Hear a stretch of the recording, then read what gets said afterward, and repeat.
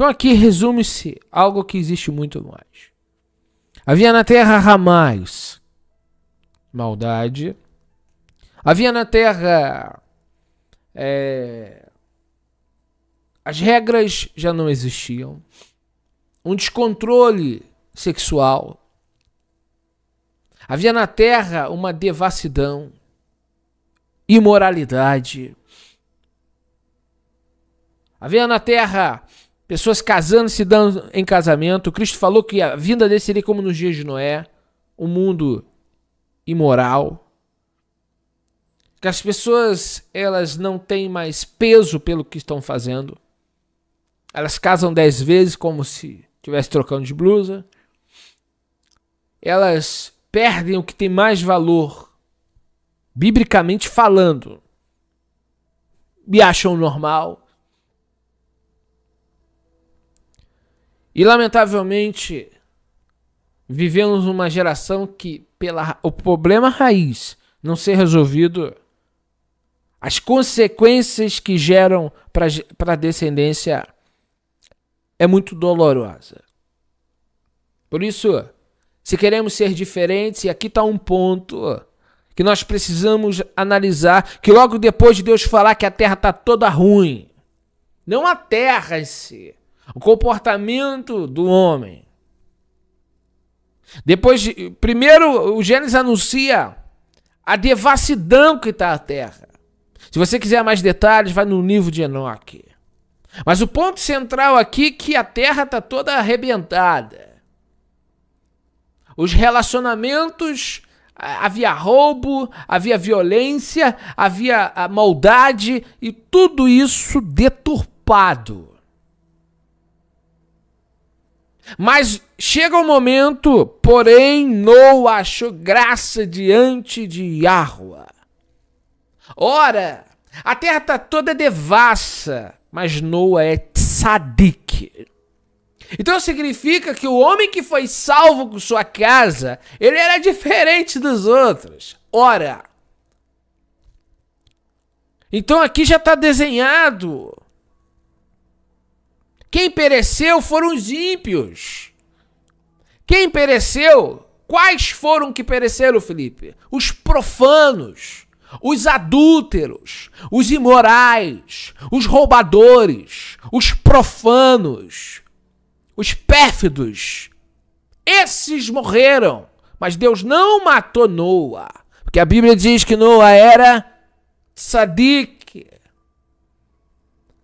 Na descendência, na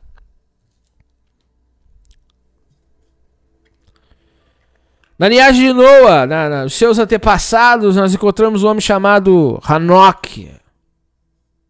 Noa é descendente deste.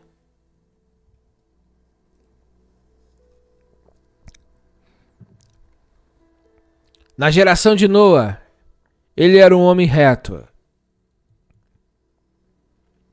Ele era um homem diferente. É um homem casado. De uma só mulher. É um homem que, apesar de ser falho, a Bíblia não diz que ele não falhou em nenhum lugar ou que ele não errou. Mas a Bíblia diz, compara ele diante da geração, ele é justo. Então aquela geração toda vai destruída, mas Noa não. Ora, significa então que Noa escapou da morte porque ele era considerado diante de Deus tzadik.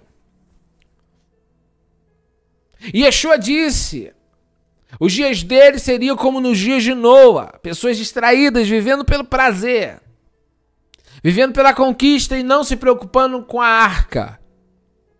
Muitas pessoas não se preocupam com a arca. A arca significa a tua salvação. A arca significa a tua continuação. A arca significa o projeto de Deus para a tua eternidade. Algumas pessoas estão preocupadas em casar, desfrutar, e não estão preocupadas com a arca. Não é proibido casar, mas se preocupe com a arca. Algumas pessoas só estão preocupadas em se satisfazer, em ter, em conquistar, e não estão se preocupando com a arca. A arca fala da salvação do homem. E isso é individual, porque Noé tzadik fez uma arca.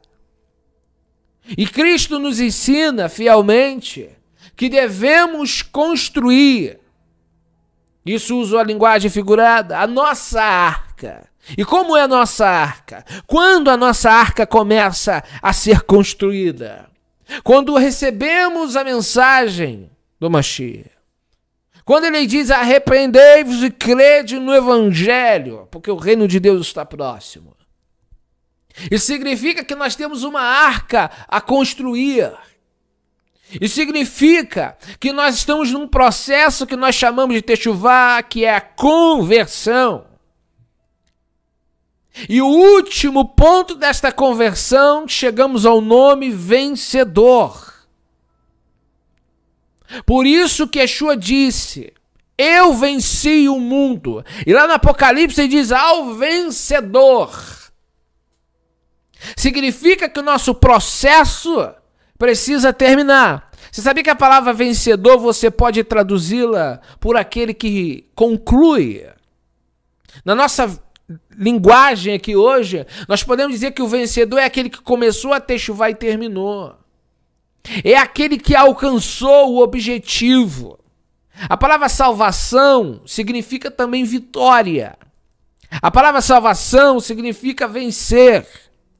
Significa que você cumpriu o objetivo. Você permaneceu. Você conquistou. E como eu começo esse início, essa conquista? Lembre-se que Deus tirou Israel da terra de Canaã com poder. Deus mostrou poder. Israel não fez nada ali, só andou. Deus disse caminho. E Deus derramou as pragas, 10 pragas. Faraó ficou obrigado, foi obrigado a liberar o povo saiu sem força do povo, a força veio de Deus. Mas encararam o deserto. Quando encararam o deserto, foram, Bemidbar, deserto, no deserto, eles foram ao Sinai receber a lei de Deus e fazer aliança com Deus. Depois disso, Deus disse para eles continuarem, toda a história você já sabe de cor. Mas quando se trata de Canaã, a Bíblia fala de conquista. Então nós temos algo muito importante nessa figura de linguagem. Saída do Egito é graça, deserto da vida e conquista é o restante do processo. Graça é quando Deus te tira do Egito, você não podia sair, você era um escravo, você estava amarrado, você estava preso, o faraó te pressionava. Havia correntes de cima e embaixo. A mão de Deus vai lá com poder e glória e te tira de lá. As algemas se caem, as portas de ferro se quebram, as cadeias são quebradas e Deus arranca o povo dele como um forte. Isso é graça. Isso é a manifestação da graça de Deus. Mas Deus diz, vai ao Sinai, vai me adorar no Sinai. E o povo vai no Sinai aprender a lei de Deus. E ali faz um contrato de casamento, um acordo, uma aliança, berite. A berite é feita e para que o povo continue. Ninguém entrou na terra de Canaã sem aliança, tem que passar no Sinai primeiro.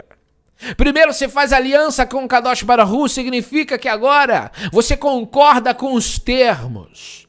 Deus te diz, você diz sim ou não, você aceita o que Deus quer para a tua vida? Quando você iniciou a caminhada, você achou que seria como? É do teu jeito ou do jeito de Deus?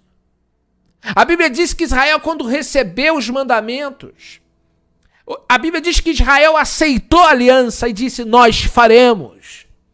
Então Deus ratificou, Deus confirmou, o povo fez uma aliança. E nessa aliança começa ali, Anohi Yahweh Elohecha. Eu sou Yahweh, o teu Deus, que te tirei do Egito, da casa da servidão. Não terás outros deuses diante de mim.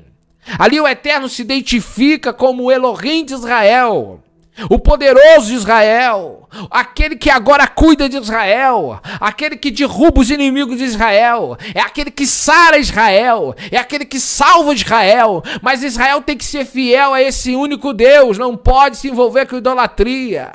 E Deus dá ali as tábuas da lei, significando um resumo de tudo que Deus quer para o homem. E agora o homem aceita andar com Deus. Agora o homem aceita o convite. E agora o homem vai continuar essa caminhada, porque ele tem uma terra que mana leite e mel a conquistar. Escute, conquistar. Sair do Egito é a graça. Entrar em Canaã é persistência, é perseverança. Aí eu sai. Aquilo que você não podia fazer, Deus fez, que foi te libertar. Agora, aquilo que você pode fazer. O que você pode fazer? O que o homem, por mais humano que seja, ele pode fazer? Ele pode fazer o quê? O que o homem pode fazer? Até onde você pode ir? Você sabia que Yeshua disse, tome a sua cruz e siga-me. Yeshua disse que o homem pode ir até a morte. Isso é o possível do homem. Você sabia disso? É possível ir até a morte por Deus? É possível. Porque Cristo disse, aquele que quer ser meu discípulo, tome a sua cruz e venha após mim. Significa, Yeshua está dizendo, eu vou mostrar o caminho, você vem depois de mim. Yeshua pegou uma cruz e carregou. E está dizendo para mim e para você, pega a cruz e vem. Se mexe. Anda. Você não foi chamado para ficar aí, prostrado. Você foi chamado para caminhar após ele. Ele já está mostrando o caminho. Ele disse, vocês não vão estar só. Deus vai estar com vocês. O Pai vai derramar o Espírito Santo. É a promessa. Ele vai ajudar quando vocês não puderem. Quando vocês estiverem fracos. A Bíblia diz que os impossíveis ao homem é possível para Deus. Qual é o impossível para Israel? Ter água no deserto. E Deus faz água jorrar no deserto. É impossível ter comida no deserto. Deus traz comida no deserto. Mas quando Deus disse marcha, é possível para Israel. Então, onde há possíveis para o homem tem que executar. Então, é possível mudar as vestes. É possível tirar a lascívia, a idolatria. É possível limpar o rosto, limpar os dedos. É possível perdoar, é possível pedir perdão. Isso é possível ao homem. Os nossos impossíveis Deus vai fazer. O meu impossível Deus vai fazer. Deus vai me ajudar quando eu não puder. Ele vai me ajudar, ele vai me auxiliar, ele está conosco. A Bíblia diz que Deus deu um sinal ao povo de Israel. A coluna de fogo, a nuvem, Riatsuramar. O Pai está conosco, ele não nos deixou só. Ele só está dizendo, diga ao povo que marche, Moisés. Porque clamas a mim, toca nas águas. Diga ao povo que marche. Isso o homem tem que fazer. Deus não transportou Israel. Deus disse para o povo, marcha. Diga ao povo que marche. Diga ao povo que marche. Diga para o homem andar. Diga para o homem caminhar. Caminha. Olha o processo da Teshuvá, é uma caminhada. Todos os dias aprendemos algo novo. Todos os dias limpamos. Todos os dias nos purificamos. Porque Deus está nos ajudando. Ele está dizendo para você, homem, deixa a barba crescer. Quem raspa a barba é romano. Deus está falando para você, mulher. Deixa suas vestes compridas. Veste curta não é para serva de Deus, nem para servo de Deus. Você que é homem aí, para de se mostrar. Vai botar uma camisa. Deus não chamou para isso. Ah, mas não tem mais, não tem menos. Vou mostrar na Bíblia. Já. O que Deus quer nessa área? O ponto central é, o que eu posso fazer? O que Deus quer de mim?